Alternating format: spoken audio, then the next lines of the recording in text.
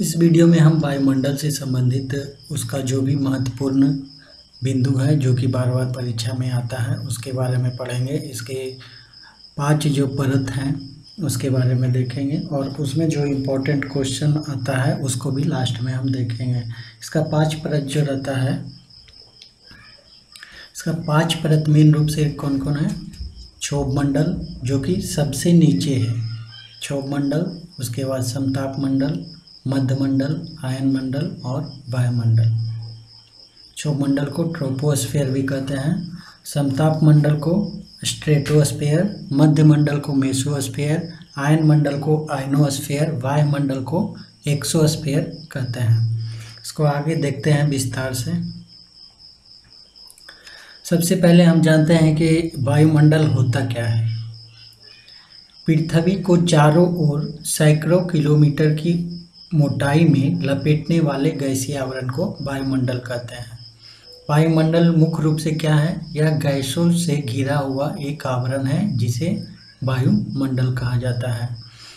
वायुमंडल गर्मी को रोक कर रखने में एक विशाल कांच घर का काम करता है जो लघु तरंगों और विकिरण को पृथ्वी के धरातल पर आने देता है, परंतु पृथ्वी से विकिरित होने वाली तरंगों को बाहर जाने से रोकता है। इस प्रकार वायुमंडल पृथ्वी पर सम तापमान बनाए रखता है, यानी कि जो सूर्य से विकिरण आता है उसको पृथ्वी पर आने तो देता है, लेकिन यहाँ का पृथ्वी का जो तापमान है उसको मेंटेन रखने के लिए यह ताप आवश्यक है और यह ताप जब आता है तो उसे बाहर निकलने नहीं दिया जाता। यही गैसीय आवरण के कारण वह बाहर नहीं निकल पाता है, जिसके कारण पृथ्वी पर जो तापमान है जीवन योग्य और पेड़ पौधे को रहने योग्य बना हुआ रहता है।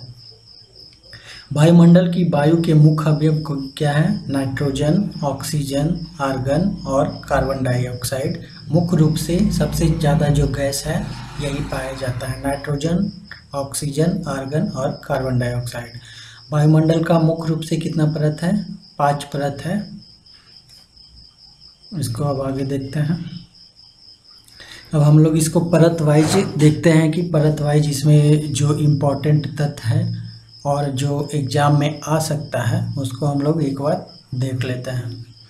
सबसे पहला परत यानी कि पृथ्वी से शुरू होकर जो पहला परत आता है यह है क्षोभ मंडल, जिसको ट्रोपोस्फेयर कहा जाता है।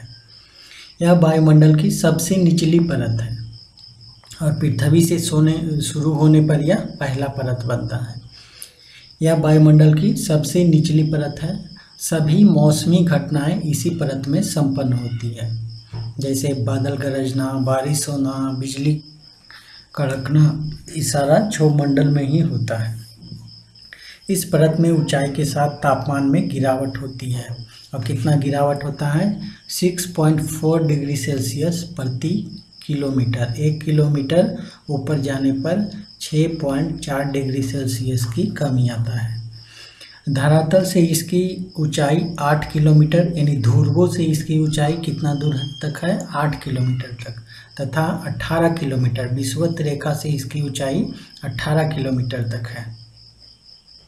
तो क्षोभ मंडल में क्या क्या है? मुख्य रूप से इसमें है कि मौसम संबंधी सभी घटनाएं इसी में होती है और यह सबसे निचला परत है। यह कितना है? ध्रुवों से 8 किलोमीटर तक है और विषुवत रेखा से 18 किलोमीटर तक है। अब दूसरा परत देखते हैं। दूसरा परत है समताप मंडल, जिसको क्या कहते हैं? स्ट्रेटोस्फेयर। समताप मंडल 18 से 32 किलोमीटर की ऊंचाई तक पाया जाता है। समताप मंडल 18 से 32 किलोमीटर की ऊंचाई तक पाया जाता है। इस परत में ताप समान रहता है।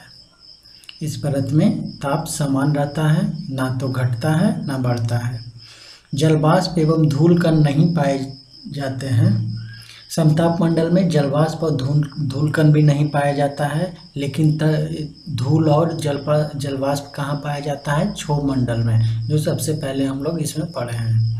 बादलों का निर्माण नहीं होता है तथा मौसमी घटनाएं नहीं होती है। यह वायुयान तथा जेट विमान के लिए आदर्श परत है।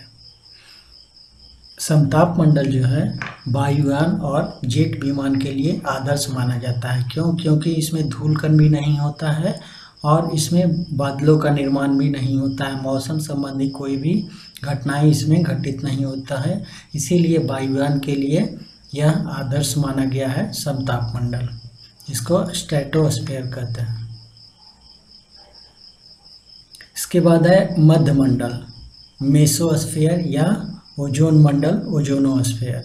इसी को मध्य मंडल भी कहा जाता है और इसी को ओजोन मंडल भी कहा जाता है, क्योंकि ओजोन परत जो है मध्य मंडल में ही पाया जाता है। यह समताप मंडल की सीमा से 60 किलोमीटर की ऊंचाई तक फैला हुआ है। मध्य मंडल कहाँ तक है? समताप मंडल की सीमा से 60 किलोमीटर की ऊंचाई तक फैला हुआ है। ओजोन परत कहाँ से कहाँ तक है? 20 से 40 किलोमीटर तक। ओजोन परत की उपस्थिति के कारण इसे ओजोन मंडल भी कहा जाता है। इस परत में तापमान ऊंचाई के साथ बढ़ता है। मध्य मंडल या ओजोन मंडल में क्या होता है? तापमान ऊंचाई के साथ बढ़ते रहता है। इसके बाद देखते हैं आयन मंडल। आयन मंडल 60 किलोमीटर से 640 किलोमीटर तक विस्तृत है। 60 किलोमीटर से लेकर ऊपर की ओर 640 किलोमीटर तक विस्तृत है। इस परत द्वारा छोटी रेडियो तरंगें प्रवर्तित की जाती है, यानी कि मोबाइल संबंधित या रेडियो या टीवी का जो सिग्नल होता है उसकी तरंगें यहीं से आयन मंडल से ही परावर्तित होकर आता है। संचार उपग्रह इसी परत में अवस्थित रहते हैं। संचार उपग्रह इसी परत में यानी आयन मंडल, आयनोस्फीयर में अवस्थित रहते हैं। इसके बाद लास्ट देखते हैं वायुमंडल, जिसको एक्सोस्फीयर कहा जाता है। यह आयन मंडल के ऊपर की परत है, यानी कि 640 किलोमीटर के ऊपर जो भी है उसको वायुमंडल कहा जाता है और उसका कोई बाहरी सीमा निर्धारित नहीं है।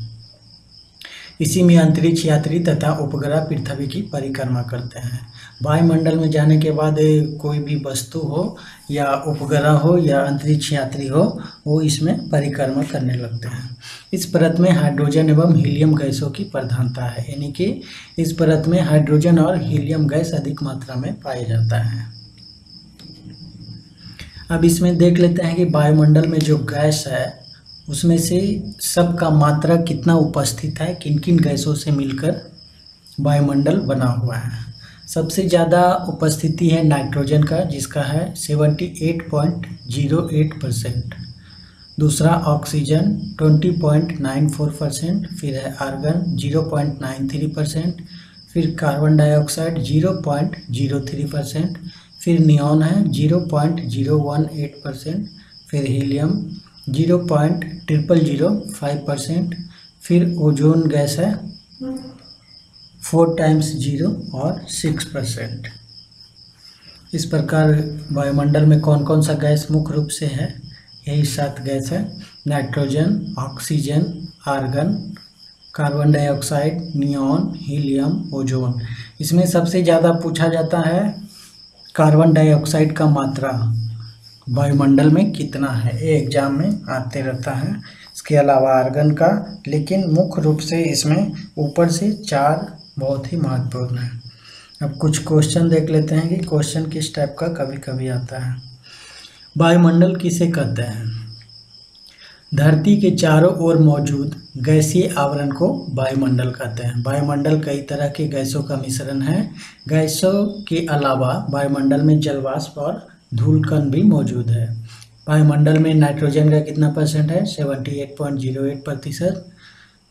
आर्गन का कितना परसेंट है? 0.93%। और फिर कार्बन डाइऑक्साइड का 0.03%।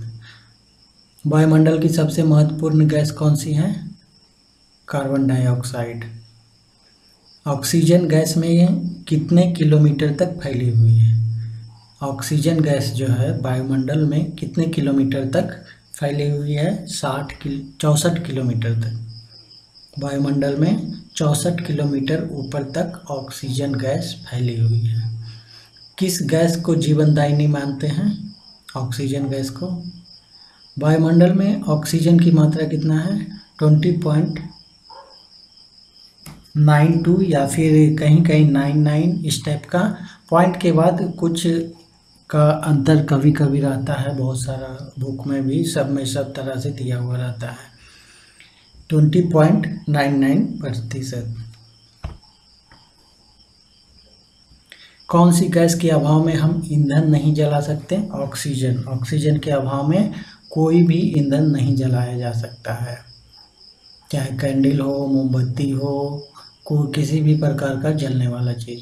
वायुमंडल में सबसे कम मात्रा में पाई जाने वाली गैस क्या है? ओजोन। सूर्य के परावैंगनिक किरणों को अवशोषित करने वाली गैस का क्या नाम है? ओजोन।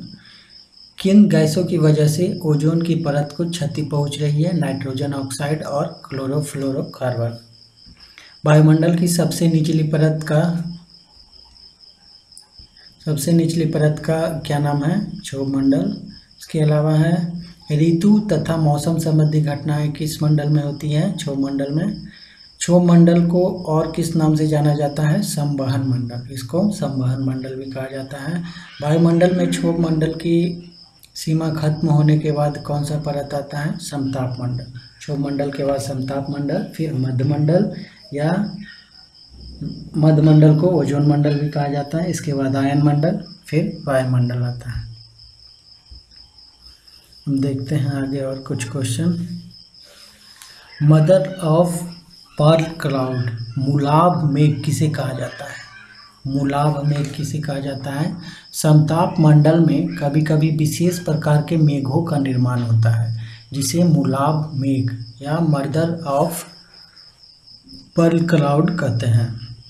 जैसा कि हम जानते हैं कि मौसम संबंधी घटनाएं जैसे कि बादल बनना और बिजली कड़कना ये क्षोभ मंडल में होता है, लेकिन कभी कभी समताप मंडल में बादल बनने की प्रक्रिया चालू हो जाता है, उसे ही मुलाभ मेघ कहा जाता है।